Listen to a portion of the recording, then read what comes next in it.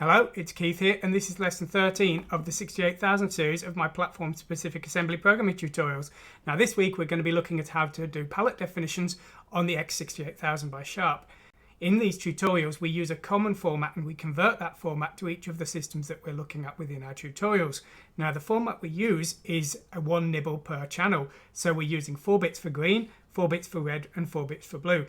And that means there's 4 bits that are unused. And this originally came from the original tutorials, which were for the Z80 systems, and this was the format used by the CPC Plus. And I've standardized on this for all of my tutorials now because it's pretty representative of a lot of the systems. Some of the systems have a higher bit depth per channel, but a lot have a lower bit depth per channel. So it's a good balance, and by having a single palette that we can convert to all of the systems, it means that we don't need to worry about redefining the palette multiple times. It also means that we can do dynamic effects like the fade effect within Chibi Akumas. These were the same code doing the same fading routines, and because the result from that code has been converted for the different systems, we could have the same effect on all the systems without any extra programming. So it was really a saving when it comes to developing on multiple systems. Now the 68000 uses a word, 2 bytes, for its color definitions, and it actually uses 5 bits. So we've only got 4, so what we'll be doing is we'll be setting the bottom bit to 0, and we'll be just shifting 1 bit to the left.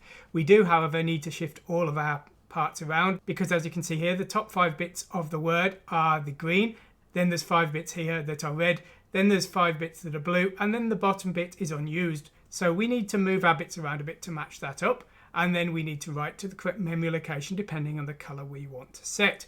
Now in this tutorial at the moment we're only using the bitmap graphics of the basic backgrounds. We're going to look at sprites later, but we're not going to worry about them just yet. So we're going to be setting from memory address E82000 here, and of course there's 2 bytes for each palette entry.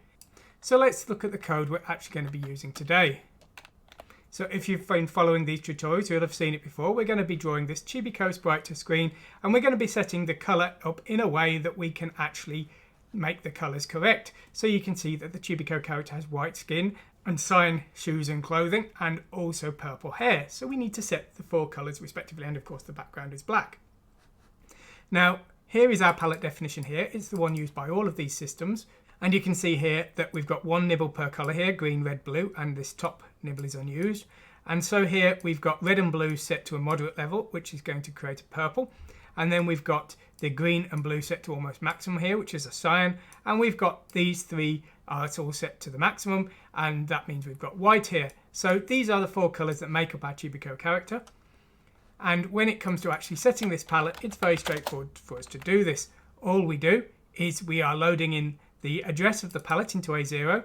We're then setting D0 to 0 here, and D0 is containing our palette entry we want to change, and D1 is containing the new definition in green, red, blue word format. We then run the set palette command, which actually does the work of setting the palette, and that's the command we're going to be looking at today because that's what's doing all the work. And here it is. Now, the beauty of the 68000 machines is we've got some very advanced commands for doing work. It's not particularly hard for us to do the job today. So what we're doing here first is we are backing up all of the registers we're going to change so that they don't get affected, and we're restoring them later on. And so in between the code here is actually doing the work. Now, the first thing we want to do is we want to work out what color entry we're going to change and the address of that color entry. Now, as I said, each entry is 2 bytes. So effectively, if we double the palette entry we want to change and then add that to the base address at E82000 here, we will effectively have the memory address that we need to write the new palette entry to. So that's what we're doing here. We're just stripping off any junk information here so that our code can work in bytes for D0 and it won't cause any problems here. We then shift 1 to the left, and that is effectively working out the offset. We then add the base to it, and then we move that into A0 here, and now we've got in A0 the address that we need to change to set this color definition. Very good. So now we're clearing D2, and we're going to use this as a temporary build-up because we need to shift all of those nibbles around within the palette. Now, one good thing on the X68000 is you'll notice that they're actually in the correct order. So it's green, red, blue here, and green, red, blue here. We just need to compensate for the difference in 4 bits to 5 bits. And so the first thing we're doing here is we are moving the green entry all the way 4 bits to the left, because you'll see here that these 4 bits are going to need to be moved to these 4 bits here. So that's been done, and then we OR it into D2 here. Now what we're going to do is we are going to do the red entry. So we take this entry here, That's this bit here. And we're going to move it to here. So that's 3 bits to the left because we're skipping over these 3 bits here. So you can see here we're doing a rotate to the left of 3 bits. And then finally we've just got to do the blue entry. Now the blue entry is just here, but we do need to shift it to here because we have no bit for this entry and we don't use anything in that entry for the X68000 definition. So we're shifting to 2 to the left here and we're ORing it in, and all of these ORs are being done at the word level. So now D2 contains the correct palette entry in X68000 format. All we need to do is we need to store it to the correct address for the background colors, and that will do the job. Now what we're probably going to have to do later is we're probably going to want to set the matching sprite palette color when we do this, because in my tutorials I tend to set the palette for the sprite and the background to the same color because on some systems they share the same colors, others they don't. So we'll probably want to add that later, but at this stage we're just setting the background color because we've not done the sprites yet. So really that's all there is to it. Now, as well as the sprite layer, there is a text layer on the X68000, which is a single layer for kind of on-screen scores and things. But again, we don't use that in these tutorials because we're looking to do things in a common way.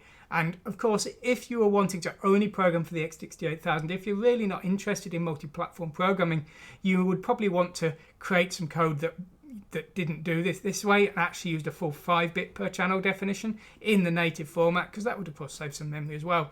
But as I say, for these tutorials we're looking to do things in a common way so you can move between systems, and also so that if you're familiar with one system and you want to learn another one, you've got things to compare and contrast. But that's really all it takes to set the colours on the X68000.